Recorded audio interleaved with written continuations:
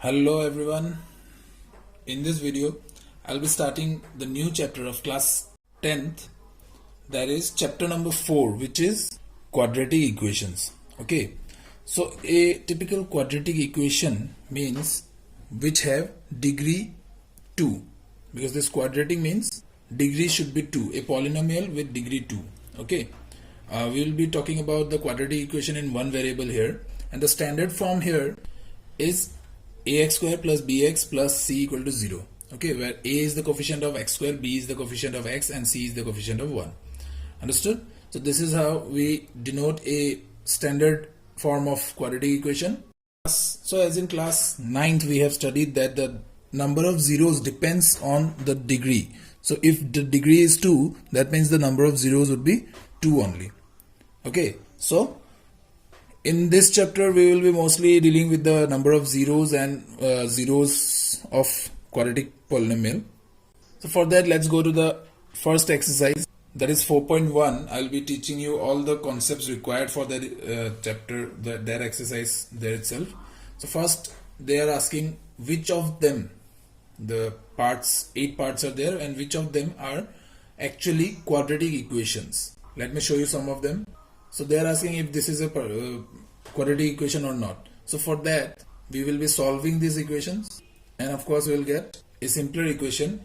Now whether this is a quadratic equation or not, because it have degree 2, the highest power of the variable is 2, that is degree 2, that means it is a quadratic equation. So yes, it is a quadratic equation. Understood? Similarly, let's do the next example. By using distributive property we have got this so far, and by solving the like terms we will get this as our final equation, and we know that it is having a degree 2, therefore it is a proper quadratic equation. Let me show you some more parts as examples. So here I have used a plus b whole cube. I hope you remember these basic identities we have been studying from class 9th, and some are even in class 8. So can anyone comment in the comment section what is a plus b whole cube? So a plus b whole cube I have used here, and here I have used distributive property, and now I will be solving the like terms. So here clearly we can see that the highest power is 3 and it is not 2, therefore it is not a quadratic equation. In fact, it is a cubic equation. So it's a cubic equation. Okay, let me do, so due to lack of space I'm doing this like this. Okay, I'm using a minus b whole cube here, a cube minus b cube minus 3 a square b plus 3 b square a, and finally we have got this as our final equation. So obviously this is a quadratic equation. Okay, I hope you have understood the first part. Now the second question, there are some word problems given, and we need to form the quadratic equation. So I have taken the length to be x, and it is given in the question that the length is 1 more than twice its breadth. Let's take breadth to be x. Okay, I'll show you if we take length to be x what will happen, but for now let's take breadth to be x. So length will be twice x, that is twice breadth, plus 1, because 1 more than twice its breadth. Simple. Now if we had taken this as x, then breadth would be x minus 1 divided by 2. So it would be obviously somewhat complex than this one. So why we would select the complex method when we have a very simple pair here. Okay, and they have given the area of the rectangle to be 528 meters square. Okay, so as per the formula of area of a rectangle, that is length into breadth, we will get our equation to be like this, and we will of course further solve it, and this will be our final equation. Okay, I will be solving these equations in my later videos. For now they have not asked about the length and the breadth. Actually they are not asking about the solving of these equations, they are only asking about forming the quadratic equation as per the given word problem. Understood? And there are methods, actually different methods to solve this, and those methods we will be learning in later videos. Of course, one method we know from our childhood, from I think class 8, that is splitting the middle term. So of course we can solve this by splitting the middle term. Can anyone split this middle term and give me the answer? Now let's move on to the second part. They are saying that product of two consecutive positive integer is given. So if I take the smaller number be x, therefore the larger number would be obviously x plus 1, and their product is, they are saying, 306. Okay, so as per the question, the product is this one, and by distributive property we will get our quadratic equation, that is x square plus x minus 306 will be 0. Okay, so this is our required quadratic equation. Of course, again you can solve this by splitting the middle term, because so far you know what is splitting the middle term. Of course I will be teaching you that also, but we have another method for that. Now question number 2, third part. In this question, it is a question of ages actually. Rohan's mother is 26 years older than him. Okay, and the product of their ages 3 years from now will be 360. So I have taken the age of the Rohan to be x. So mother's age will be x plus 26, because 26 years older than him. And as per the question, product after 3 years, so this 3 will be added to both the ages, right? Because time will never stop for someone, right?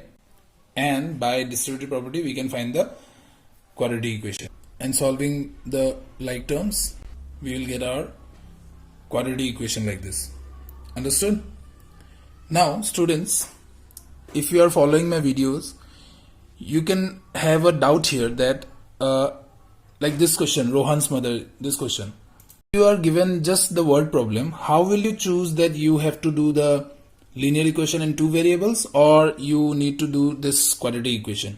Will you have to take one variable, that is x, or will you have to take for 2 variables? That is a good question, because it will not come with the tag mark that this is from chapter 4, this is from chapter 3, right? Obviously you have to think it yourself.